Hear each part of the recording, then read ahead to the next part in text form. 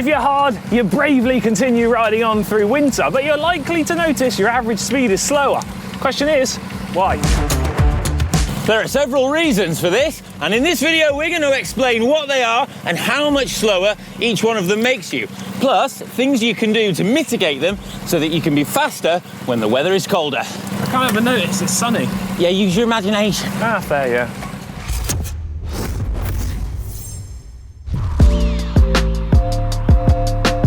It's not just your imagination. We are slower in winter, and we know this because of big data. Now, the website MyWindsock has got data from over 2 million rides with power. And from this, they observed an average speed of 26.6 kilometers an hour in February, compared with 30.2 kilometers an hour in September.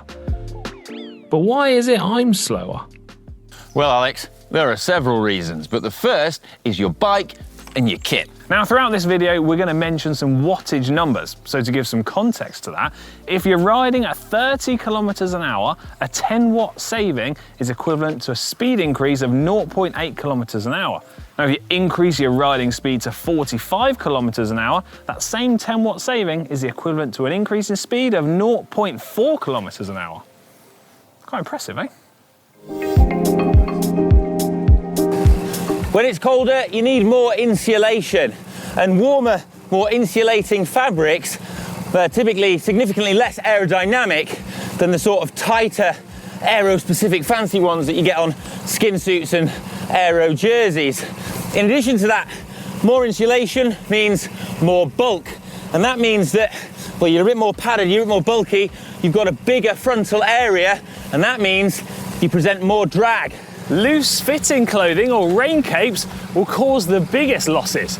And in our testing in a wind tunnel, we found that a tight-fitting rain cape, like the one Ollie's wearing, will cost you in the region of around 13 watts. Have that loose-fitting rain cape unzipped, it's going to cost you even more in aero drag. But if it's raining, we haven't really got much choice. Oh, you are so slow.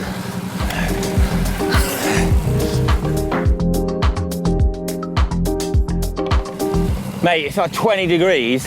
I've got all my winter kit on. I feel so Euro.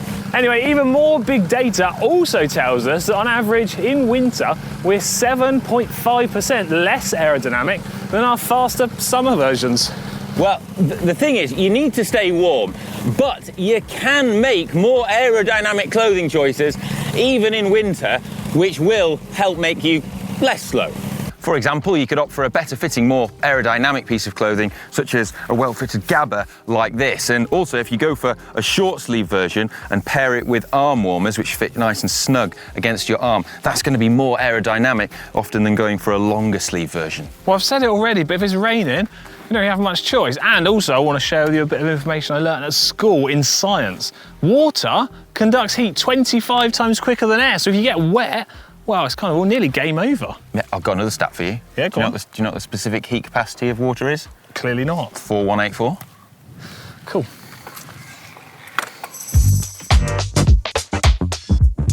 In winter, we're likely to use a wet lube because it's likely to be wetter. And when compared to a dry lube or a wax, which you might use in the summer months, you're going to be looking in the region of around 1 to 2 watt increases in your drivetrain resistance. Now, if your drivetrain is significantly dirty and gritty, those losses are going to increase significantly as well.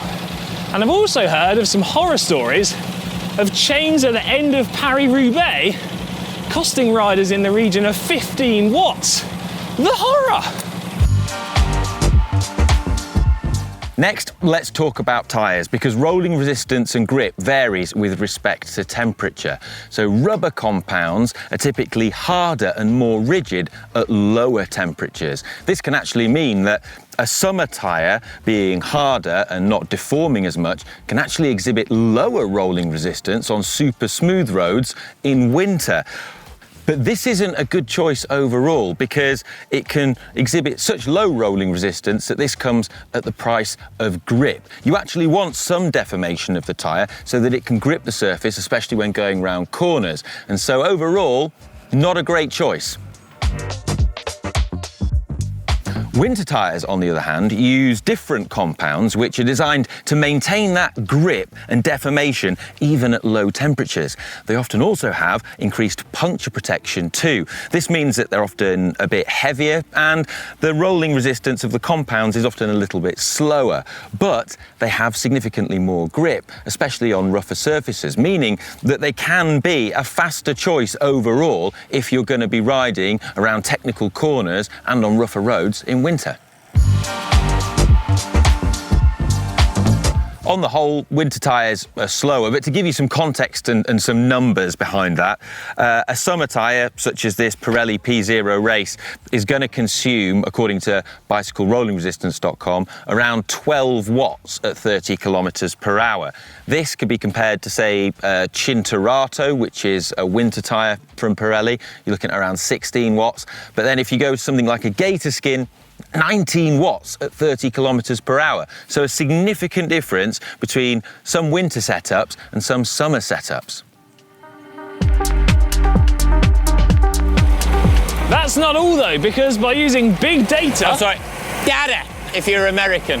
We can also analyse regional weather conditions, and on average in winter the air is 5.7% more dense. Not only that, it's windier in winter. On average, 0.5 of a kilometre per hour windier. Now those changing conditions equates to around a 0.7 kilometre an hour penalty in speed, or a 7-watt penalty in aero drag. Think of it like trying to swim through custard instead of water. Ooh, fun fact, custard is a non-Newtonian fluid. Has anyone ever said how much fun you are at parties? No. But yet, there's more. So we just don't pedal as hard in winter. On average, 16% less power. What? Yeah, so if you compare February to September, the most powerful month, on average, riders produce 26 watts less. That's quite significant. Now, there's a number of different reasons that could be. Perhaps in winter, we're just not as motivated. If you're a racer, well, it's not the racing season. Also, we've got lots of people perhaps just doing steadier base miles, or, extra reason here, maybe you're just like me and you enjoy the finer things in life, such as the pudding trolley. Oh, the pudding trolley. Oh, yeah, it's your middle name, isn't it? Pudding trolley. Alex the pudding trolley Peter. Oh, thanks, mate. Well, whatever your reasons for being slower in winter, it doesn't matter. Yeah, don't worry about it. You'll be faster when the warm weather returns. Big data and science, well, it says so. I hope you found this video useful. And don't forget to subscribe if you think you can drop Ollie, and let us know in the comments section down below your favourite excuses for being slower in winter. Yeah, if there's any good ones, we'll read them out in the tech show. Right, love you, bye. Let's go now. I'm gonna take this off and boil it. Well, it's winter, you got to pretend.